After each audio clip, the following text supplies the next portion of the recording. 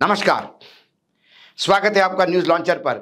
मैं हूं अशोक वानखड़े, लेकर आया हूं आपका अपना कार्यक्रम द एक्सरे। एक खबर और खबर पढ़ने के बाद थोड़ा ताज्जुब भी लगा। पिछले साल से यानी 2 साल से एक नया आयोजन इस देश में होने लगा है। 14 अगस्त का, 15 अगस्त तो हमारा आज़ादी का महोत्सव तो होता ही है, लेकिन 14 अगस्त ये विभाजन विभीषिका के नाम से इसको सेलिब्रेट कहो, इसको याद कहो, किया जाता है। और भारत पाकिस्तान के बंटवारे की जो त्रासदी है, इसके बारे में चर्चा की जाती है। और वर्तमान सरकार, हमने देखा, तमाम भाजपा के नेता घूम फिरा के इसको हिंदू मुस्लिम करने का प्रयास करते हैं या फिर जवाहरलाल नेहरू को टारगेट करते हैं।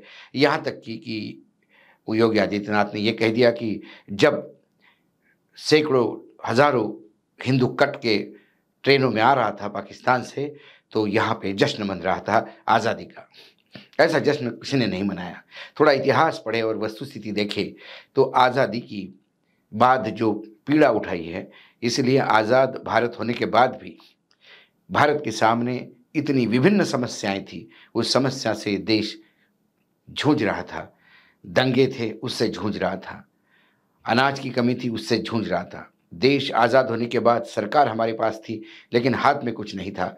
इसके लिए देश एक लंबी प्रतीक्षा के लिए तैयार था कि अब इस देश को बनाना है तो सालों लगेंगे।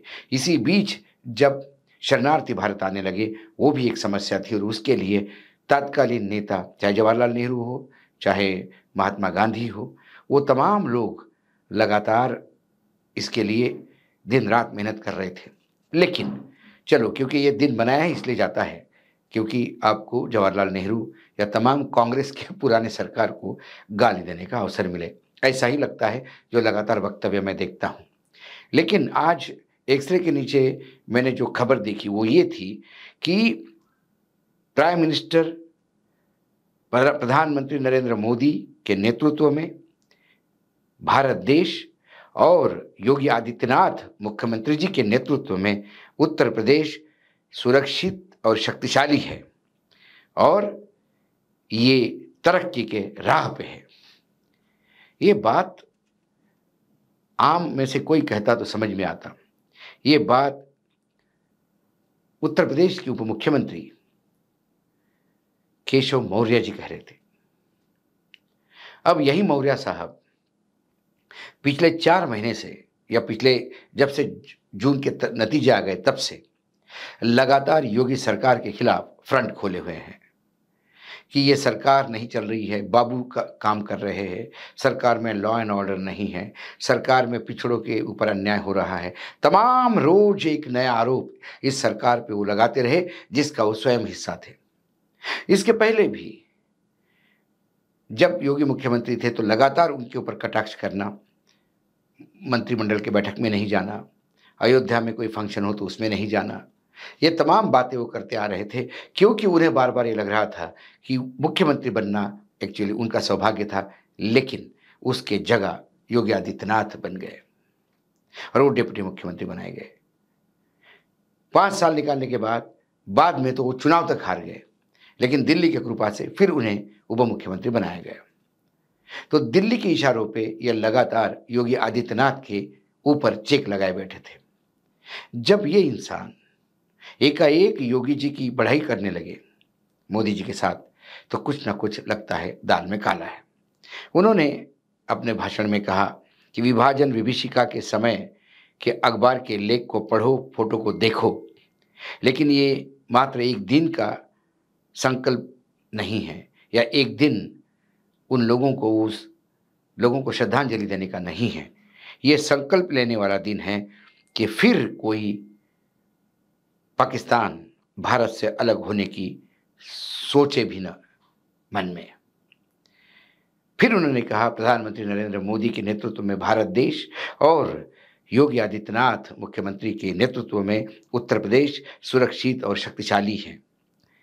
देश की एकता और अखंडता का यह हमारा सबसे बड़ा दायित्व है और एक ही दायित्व देश को हर तरह से मजबूत बनाने में हमें लगातार प्रयास करना पड़ेगा। ये केशव प्रसाद मौर्य के शब्द। अब यदि हम इसको एक्सरे से देखें तो लगातार योगी वर्सेस अमित शाह या लखनऊ वर्सेस दिल्ली के पूरे रण का एक चित्रण दिखता है। लोकसभा चुनाव के नतीजों में जो बुरी हार हुई भाजपा की और समाजवादी पार्टी नंबर 1 पार्टी बनी, आज समाजवादी पार्टी देश में तीसरे नंबर की बड़ी पार्टी है बीजेपी और कांग्रेस के बाद, और वो उत्तर प्रदेश की देन है। कहीं ना कहीं ठिकरा बार बार योगी आदित्यनाथ पे फोड़ा जा रहा था ताकि योगी आदित्यनाथ इस्तीफा देके निकल पड़े, क्योंकि जितने भाजपा शासित राज्य है या एनडीए शासित राज्य है, एक यदि आपने आंध्र प्रदेश छोड़ा तो बाकी सभी जगह दिल्ली के रबर स्टैंप मुख्यमंत्री बने हुए हैं। एक योगी आदित्यनाथ थे जो दिल्ली के लिए कांटे समान खल रहे थे। योगी आदित्यनाथ, उनको लगा कि ये आपदा में अवसर है कि योगी आदित्यनाथ का बलि लिया जा सकता है, लेकिन योगी योगी ठहरे। योगी भी लगातार ताकत से लड़ रहे थे और फिर आखिर में ये हुआ कि चलो लोकसभा का जो हुआ सो हुआ। ये जो बाई इलेक्शन है 10 जगह जो विधानसभा के, जो आने वाले विधानसभाओं के साथ होंगे, जब महाराष्ट्र, झारखंड, हरियाणा, जम्मू कश्मीर के चुनाव होंगे, उसी के साथ ये 10 चुनाव होंगे, तो उसमें योगी जी को फ्री हैंड दिया, आप जितवा के लाइए और फिर बताइए कि आप में ताकत है। आप होते तो लोकसभा भी जितवा के लाते। अब योगी जी के लिए बड़ा टास्क है, क्योंकि उन 10 में से 3 पे बीजेपी है, 2 पे उनके सहयोगी दल है, बाकी समाजवादी पार्टी के पास है। जो भाजपा के 3 है उसमें भी फुलपुर की कॉन्स्टिट्यूंसी है जहां भाजपा लोकसभा की अनुशंसा से देखा जाए तो हारी हुई है। फिर योगी आदित्यनाथ ने 30 मंत्रियों को उसमें झोंक दिया। एक एक कॉन्स्टिट्यूंसी पे 2-2 मंत्री की ड्यूटी लगा दी। खुद चक्कर काट रहे हैं, लेकिन बहुत स्मार्टली उन्होंने केशव प्रसाद मौर्य की ड्यूटी फुलपुर पे लगाई, जो बीजेपी का क्षेत्र तो है, लेकिन वहां लोकसभा की अनुशंसा से बीजेपी हारती है। यदि वो हार गई सीट तो ये ठिकरा फिर केशव प्रसाद मौर्य पे फूटेगा। बड़ा ठिकरा तो इनके सर पे फूटेगा, लेकिन फिर हम तो मरेंगे सनम, आपको भी लेके डूबेंगे। इसी तरह से उन्होंने केशव प्रसाद मौर्य की वहां ड्यूटी लगाई और दूसरे उप मुख्यमंत्री जो है पाठक साहब, उनकी ड्यूटी उन्होंने उस लोकसभा विधानसभा क्षेत्र में लगाई जो आज तक बीजेपी कभी जीती नहीं, जिसको अखिलेश यादव रिप्रेजेंट करते थे। दोनों को 2 जगह पे फंसा दिया। दिल्ली वालों को भी समझ में आ गया कि तकलीफ है। ऊपर दिल्ली कभी लखनऊ से लड़ने के बजाय अब उनको अपने साथियों को भी संभालना मुश्किल हो गया, क्योंकि वक्फ बोर्ड का बिल और जो डिजिटल मीडिया को कंट्रोल करने का जो बिल आया था, प्रसारण बिल, उन दोनों को उनको विड्रॉ करना पड़ा, पीछे हाथ खींचने पड़े, क्योंकि कहीं ना कहीं सहयोगी जो जितने भी थे एनडीए के, उन्होंने आंखें दिखाई। ये पहली बार हुआ कि नरेंद्र मोदी और अमित शाह किसी अल्पमत की सरकार चला रहे हैं। उन्हें ये आदत नहीं है आंखें देखने की, और जब आंखें दिखी तो उनको विड्रॉ करना पड़ा। एक मुसीबत यहाँ, दूसरा फ्रंट खुला है यूपी में, तीसरा संघ की तरफ, तो शायद अब दिल्ली के नेता भी कहीं ना कहीं कॉम्प्रोमाइजिंग मूड में है। यदि दिल्ली लखनऊ से कॉम्प्रोमाइज करता है, दिल्ली लखनऊ को ढीला छोड़ देता है, या लखनऊ से अपना जो युद्ध की तलवारें खींची थी वो मैन कर देते हैं, ऐसे में केशव प्रसाद मौर्य को सिवाय इसके कोई चारा नहीं बचता कि वो योगी के सामने नतमस्तक हो।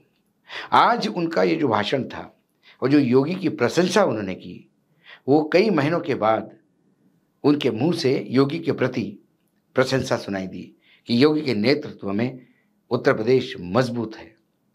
ये बताना उनको पड़ा, क्योंकि वो भी भाप गए कि दिल्ली अब ज़्यादा साथ नहीं देगी, ज़्यादा योगी को परेशान करेंगे तो फिर अपने को सीट गंवानी पड़ेगी। विधानसभा तो पहले ही हार गए, उप मुख्यमंत्री पद भी जाएगा। इसलिए ये जो वक्तव्य है, जब इसको मैं एक्सरे से देखता हूँ तो मुझे दिल्ली और लखनऊ के बीच दिल्ली अपनी तलवार मैन करता हुआ दिखाई देता है, क्योंकि दिल्ली के पास बाकी ज़्यादा फ्रंट खुले हैं। उन्हें अब राष्ट्रीय अध्यक्ष का चुनाव बहुत अहम हो गया है, क्योंकि संघ बिल्कुल गले पे आके बैठा है। वहाँ संसद में बाकी बिल पास करवाना भी अब टेढ़ी खीर हो गई है। बाकी कभी हिंडनबर्ग रिपोर्ट आती है तो कोई रिपोर्ट आती है, ये तमाम रिपोर्ट्स जो है वो भी कहीं ना कहीं बीजेपी के लिए एक नया संकट रोज खड़ा करते हैं। राहुल गांधी, अखिलेश, हो गया, ममता बनर्जी हो गया, ये सभी लोग मिलके जिस हिसाब से हमला कर रहे हैं, वहाँ से उद्धव ठाकरे हमला कर रहे हैं, दक्षिण से स्टालिन हमला कर रहे हैं, इन सभी हमलों को जवाब देने में कहीं न कहीं अब शायद दिल्ली को भी लगता है कि उन्होंने बहुत ज़्यादा फ्रंट खोले। और ऐसे में यदि लखनऊ का फ्रंट खत्म होता है, तो ये मान लीजिए कि लखनऊ के सामने दिल्ली झुकी है। जब लखनऊ के सामने दिल्ली झुकी है, तो केशव प्रसाद मौर्य की नियति है कि वो योगी के सामने झुके, जो आज झुकते हुए दिखाई दिए। जब मैंने इस तरह से देखा तो मुझे ये पूरी खबर ऐसे विश्लेषित होते हुए दिखाई दी, इसीलिए मैंने आपके सामने लाई। आज इतना ही। कल फिर आऊँगा किसी विषय के साथ, तब तक के लिए नमस्कार। लेकिन 15 अगस्त की आप सभी को बधाई। आज़ादी का पर्व है, इसे बड़े खुशी से मनाइएगा। धन्यवाद।